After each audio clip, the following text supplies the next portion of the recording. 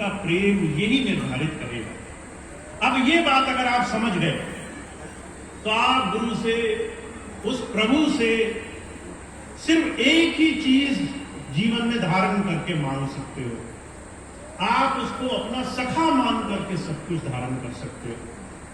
अगर आपके लिए वो आपका सर्वस्व है, आपने एक शब्द नहीं सुना है, तू मेरा पिता, तू मेरा माता, तू मेरा बंधक, तू मेरा भ्राता, तू मेरा राखा, सबने थाई का भौ केड़ा काड़ा दिए। गुरुवाणी का शब्द है। तुम माता भी हो, पिता भी हो, बंधु भी हो, सखा भी हो, तुम सब कुछ हो। अगर इतना सब कुछ हमने भगवान को मान लिया तो गुरुवाणी कह रही है उसके बाद भी तुम्हें डर लग रहा है कि भूत प्रेत आ जाएंगे, चक्कर सता देगा, तरह तरह की समस्याएं हो जाएंगी, पड़ोसी कुछ बिगाड़ देगा। कहती है दोनों चीजें साफ कैसे चलेंगी ये बताओ। एक तरफ कह रहे हे प्रभु तू मेरा सब कुछ है, माता पिता भाई बंधु सखा दोस्त सब कुछ तू ही है, और डर भी लग रहा है कि दुनिया का कोई आदमी हमारा अनिष्ट कर देगा, हमारा बुरा कर देगा, हमारा नुकसान कर देगा। तो महाराज जी कहते हैं आप तब गुरु से कुछ प्राप्त कर सकते हो जब तुम उसे अपना बना लेते हो, सखा बना लेते हो। जब सखा बनाने की बात आए तो समझना सखा की एक बहुत बड़ी बारीक सी परिभाषा है। सखा का मतलब ऐसा मित्र जिससे सब कुछ कह सको।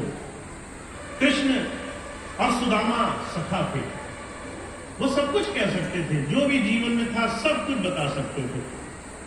अगर तुम डर और भय से भक्ति कर रहे हो तो डर और भय की भक्ति संसार में लोगों को सही दिशा में चलने नहीं देती है।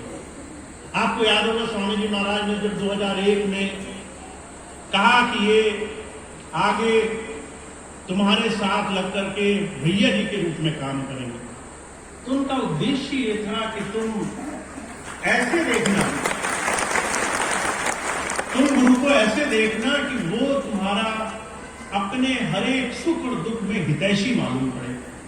अगर तुम सिर्फ जबान से कहो कि भैया जी हैं और वहीं तमाम बाहरी चीजों में उलझे रहो जहां पर सिर्फ सामाजिक मान्यताएं पूरी होती हैं, आप गए आपने पैर छू लिए, आप गए आपने फूल पत्र चढ़ा दिए, आप गए आपने पूजा कर ली, मंदिर में बिठा दिया, मन में नहीं बिठाया।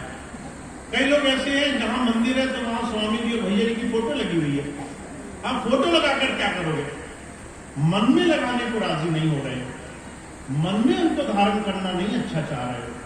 बाहर लगाकर पूजना आसान लग रहा है, वहां दीपक जलाया जल्दी काम हो गया, सोचा अब सुरक्षा होगी, अब सारे काम बने रहेंगे, और सखा बनाने को राजी नहीं। हुजूर कहते हैं तुम्हें गुरु को अपना सखा बनाना पड़ेगा। सखा बनाने का पहला भाव यह है तुम्हें यह विश्वास हो कि तुम्हारे अंदर की स्थिति वो जानता है।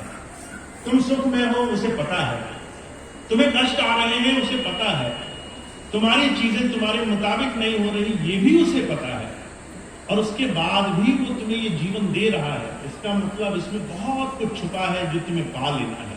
बहुत सी सारी चीजें तुम्हारे लिए होने वाली हैं, बहुत सारे काम तुम्हारे जीवन में तुम्हें तुम्हारे जीते जी प्राप्त हो जाने हैं, इसलिए वो तुम्हें ऐसा बनाना चाहता है। तो हमें एक चीज समझनी होगी, जब बहुत से लोग बाहर अलग अलग मत मतांतरों में जाते हैं तो उन्हें सिर्फ ये रहता है उनका लाभ किस चीज में ज्यादा होगा। फलाने गुरु जी के यहाँ गए फटाफट काम बन गया तो वो सच्चे हैं, दूसरे गुरु जी के यहाँ गए वहां काम नहीं बना तो वो झूठे हैं। महाराज जी कहा करते थे अच्छे और बुरे काम बनने और बिगड़ने से अगर संत का निर्धारण करोगे तो फर्क नहीं पाओगे, तुम्हें समझ में नहीं आएगा कि गुरु कौन है, समर्थ पुरुष कौन है, जीवन में तुम्हें क्या देना चाहता है। गुरु तुम्हारी सारी बात बनाए ये जरूरी नहीं, वो तुम्हारे लिए क्या उचित है, क्या तुम्हें जीवन में सही दिशा में ले जाएगा, उस दिशा में वो तुम्हें ले जाए, ये गुरु जी के जीवन का एक सार होता है। तो हम जब गुरु की शरण में आ गए तो पहली चीज हुजूर कह रहे हैं उनको सखा बनाना है, उनको अपना ऐसा मित्र बनाना है जिसके साथ तुम धैर्य से और हिम्मत से खड़े रह सको। दूसरी चीज ये, जब उनको अपना बना लिया, जब उनको मन में बिठा लिया, तो आपको ध्यान देना है कि वो आपसे कोई बाहरी आडंबर नहीं कराना चाहता। वो आपसे ये नहीं कहता कि तुमने ये नहीं किया तो तुम्हारा नुकसान हो जाएगा, तुम्हारा वो काम हो गया तो नुकसान हो जाएगा। वो तुम्हें हर तरीके से अपने साथ जोड़ना चाहता है। अभी कुछ समय पहले मुझे एक बहन मिली। कई ऐसी बहनें हैं जो कई बार ऐसी समस्याओं में आ जाती हैं। स्वामी जी से नाम लिया, शादी हुई, ऐसे परिवार में चले गए जो गुरु को नहीं मानता। अब गुरु को नहीं मानता तो वो अपने अलग अलग तरीकों से कई बार कई काम कराना चाहते हैं। कई बार कहते हैं पूजा करो, कई बार कहते हैं दीपक जलाओ, कई बार कहते हैं दूसरे को गुरु बनाओ, कई बार कहते हैं दूसरी जगह चलो। मैं आपको एक चीज आज आपके दिल में बिठा देना चाहता हूं। एक बार अगर गुरु जी ने आपका हाथ पकड़ लिया तो दूसरे रास्ते में 1000 लोग मिले, आपको कोई चिंता की बात नहीं है। सारी चीजें आपके लिए खुला है। अब अगर कोई कह रहा है कि सामने मंदिर है, तुम घबराना मत। अगर कोई कह रहा है पूजा कर लो, तुम उससे पहले पूजा में डट जाना। कहना तुमसे पहले मैं किए लेती हूं। कोई कहे दीपक जलाए, तुम जो है 1000 दीपक जला देना। इससे तुम्हारा नुकसान नहीं होगा, इससे तुम भ्रमित नहीं होगे, इससे तुम बिखरोगे नहीं, इससे तुम्हारा गलत दिशा नहीं निर्धारण होगा। कोई कहता है कि फलाने को गुरु जी बना लो, किसी के पास आप जाओ, अपना परिवार, अपना जीवन, अपना समर्थ सहज बनाने के लिए अगर तुम्हें कुछ भी करना पड़े तो भी तुम्हारा कोई नुकसान नहीं होगा। क्योंकि गुरु, समर्थ गुरु की एक बड़ी भारी पहचान है।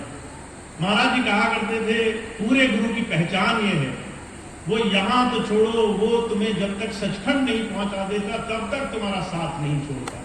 तो अगर